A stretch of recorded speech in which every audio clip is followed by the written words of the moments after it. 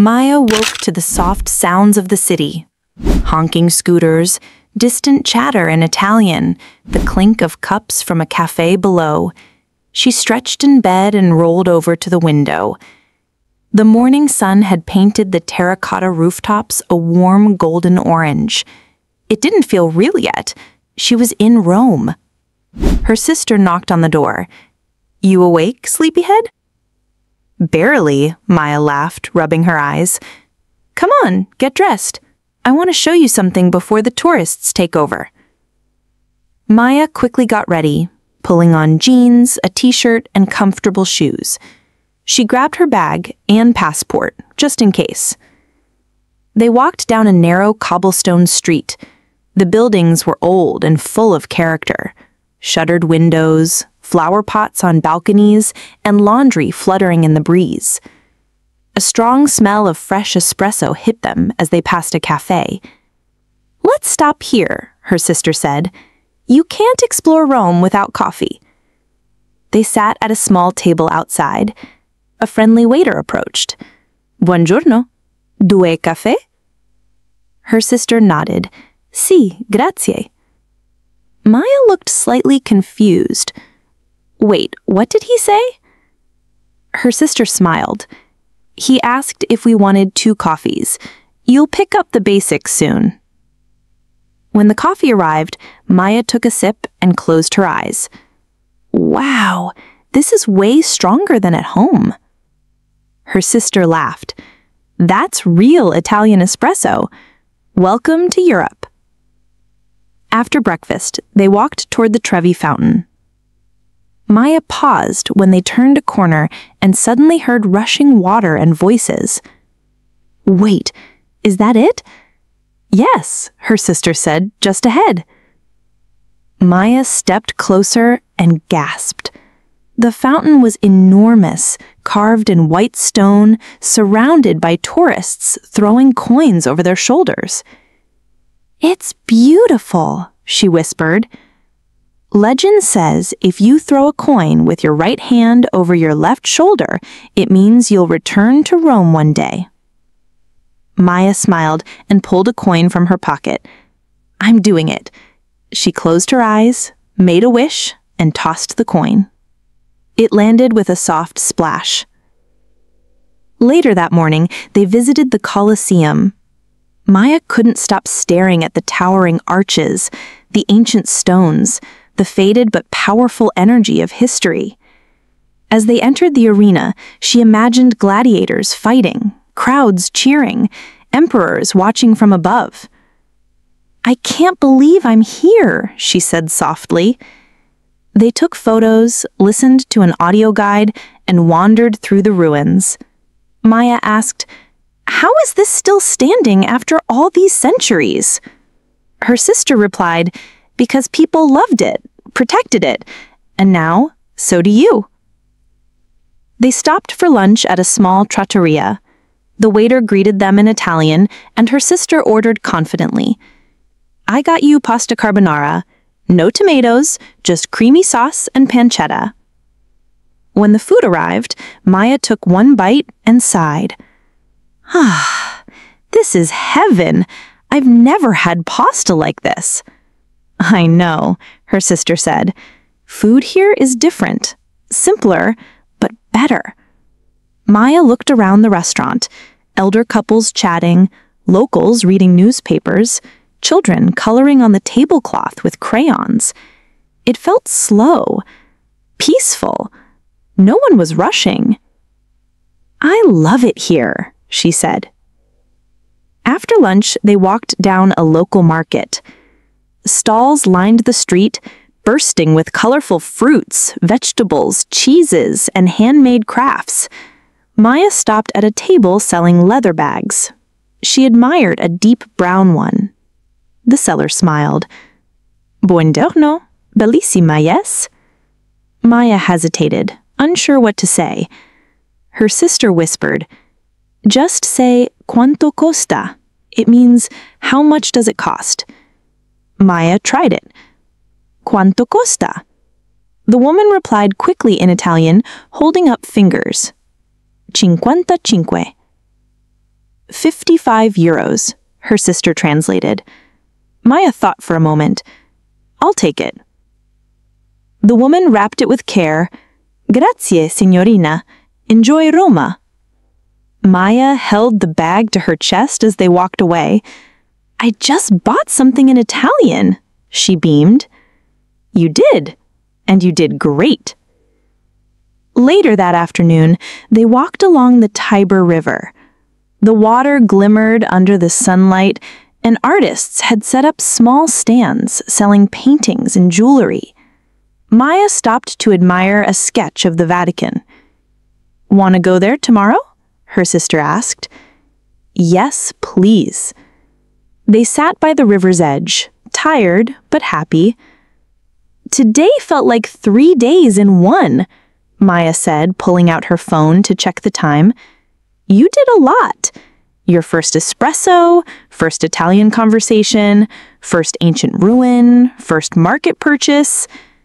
Maya smiled. And my first wish in a fountain. They sat quietly, watching the river flow, the sun beginning to dip behind the buildings. That evening, back at the hotel, Maya showered and changed into pajamas. She sat on the bed and wrote in her travel journal, Today was magical. I used new words, saw places I only knew from books, and felt brave even when I was nervous. I think I'm falling in love with travel. Her phone buzzed, a message from her mom. Hope everything is going well. We miss you already, Maya replied, with a photo of the Trevi fountain and a note. Best day ever. I'm okay. More than okay. And as she turned off the lights and lay down, she remembered what the passport officer had asked her that morning. What do you do back home? She had said, I'm a student, but now she felt like something more. A traveler, a learner, a girl who could fly across the world and find her way. One step, one smile, one mistake at a time. And tomorrow? Tomorrow, the adventure would continue. And that's the end of today's story. If you enjoyed it and want to hear the last part, just let us know in the comments. We'd love to keep sharing more with you. Take care and keep learning with a smile. The next morning, Maya woke up early again. Rome was calling her. She slipped out of bed, tied her hair into a messy bun, and looked out the window. The sky was soft blue, streaked with the first golden rays of sunlight. Her sister was already awake, sitting at the small table near the window, sipping tea and scrolling through her phone. Morning, Maya said, her voice still sleepy. Morning, ready for the Vatican? Maya smiled. Absolutely. After a quick breakfast of croissants and fruit, they caught a bus heading across the river. The city looked different every day, sometimes loud and lively, sometimes peaceful and quiet, always full of stories. As they arrived near St. Peter's Basilica, Maya looked up in awe. The domes, the statues, the square, it all felt unreal. They joined a small group tour and wandered through the Sistine Chapel, the Vatican museums, and the basilica itself. Maya couldn't stop staring at the painted ceilings, the marble floors, the sunlight pouring through stained glass windows. Doesn't it feel like time stopped here? She whispered to her sister. Her sister nodded. That's what Rome does. It holds on to time and memory. After hours of walking, they stopped for gelato near the piazza. Maya picked hazelnut and pistachio. Her sister chose coffee and chocolate. They sat on the edge of a fountain, watching pigeons flutter and tourists take selfies. I think I could live here, Maya said, her lips sticky from the gelato. Her sister laughed. Let's get you through today first. But then something unexpected happened. They were browsing a nearby bookstore when Maya got distracted by a postcard stand outside. I'll just be a second, she said, flipping through the cards. She picked one with a watercolor of the Colosseum, another with a quiet Roman alleyway. When she turned back, her sister was gone. She checked inside the shop. No sign of her. She stepped out into the street. It was crowded now. Tour groups, school kids, bicycles, barking dogs.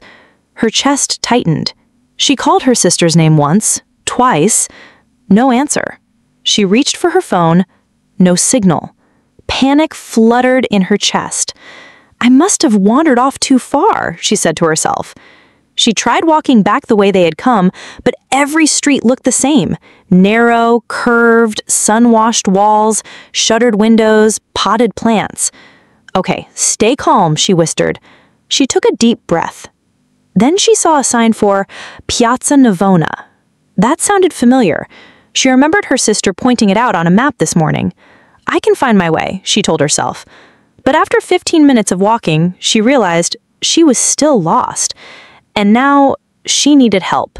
She approached a man standing beside a flower stall. "Excuse me, do you speak English?" she asked. The man smiled kindly. "Yes, a little. What is wrong?"